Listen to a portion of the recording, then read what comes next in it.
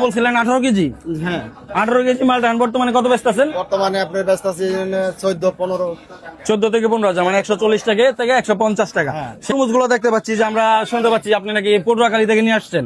জি পটুয়াখালী থেকে নিয়ে আসছি। পটুয়াখালী থেকে আপনি কতগুলো মাল নিয়ে আসছিলেন? পটুয়াখালী রাঙ্গাবালি থেকে আমরা প্রায় 6000 পিস মাল নিয়ে আসছি। 6000 পিস মাল এখানে কেমন আছে? মাল এখন কত হাজারানির মতন আছে। হ্যাঁ হাজারানির মতন আছে। মানে 5000 মতো বিক্রি করছেন। কয়দিনে বিক্রি করলেন 5000?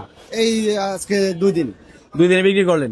কারণ 6000 10,000 মাল আনলে তো মুহূর্তে শেষ হয়ে যাওয়ার কথা। জি।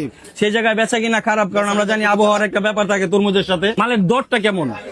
মালের ঘরটা হিসাব ভালো, কিন্তু আপনার দেখা গেল একটা 15-16-17 কেজি 18 কেজি মাল। হ্যাঁ এটা অনেক বড় সাইজ। হ্যাঁ বড় সাইজ মাল, কিন্তু এই মালের বিক্রি হইতেছে বর্তমানে এখন আপনার বাজার খুবই মন্দা এবং কি চাষি খুবই ভয়াবহ অবস্থা। আচ্ছা আচ্ছা চালান লইয়া যাওয়ার মতন না। আচ্ছা, আপনি কি চাষীদের কাছ থেকে সরাসরি মালটা সংগ্রহ করছেন না আপনি না, নিজেই চাষ আমি করেন? নিজেই দিছি।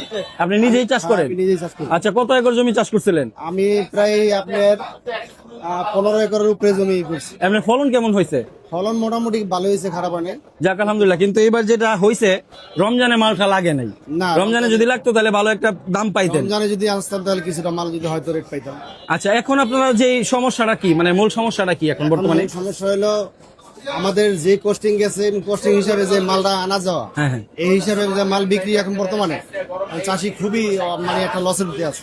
মানে লস হয়ে যাবো। তারপরে তো আপনি এখানে ঢাকা পর্যন্ত নিয়ে আসছেন, অনেক চাষিরা তো এই পর্যন্ত নিয়ে আসতে পারে না।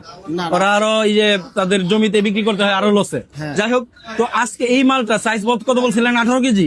হ্যাঁ 18 কেজি মালটা বর্তমানে কত ব্যস্ত আছেন? বর্তমানে আপনার ব্যস্ত আছে 14-15।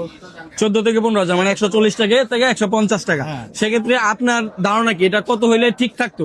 আমার এটা নরমালে আপনার যদি একবারে আমার ফিক্সড যদি আপনি 300 টাকা রেটও পাইতাম পার হ্যাঁ। পিস, তাহলে মোটামুটি গাদা আমাদের মতন একটা চাষি মোটামুটি গাদা কি লোকজন যে কাজে রাখছি, এই লোকজন নিয়ে মোটামুটি গাদা আমরা একটা মানে 18 কেজি একটা মাল যদি 300 টাকা পাইকারি বিক্রি করতে পারতেন তাহলে আপনারা ঠিক থাকতেন।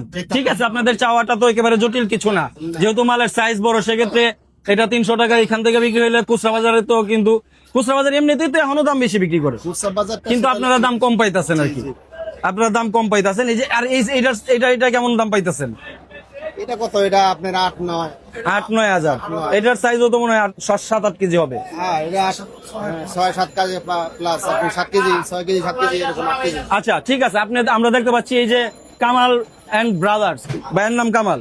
না না, আচ্ছা, শুভ মেসার শুভ এন্টারপ্রাইজ। শুভ এন্টারপ্রাইজ। এইখানে আপনারা ওই যে নিয়ে আসছেন মালটা, এখান থেকে আপনারা বিক্রি করে যাবেন, তাহলে বায়ার প্রফিট কি?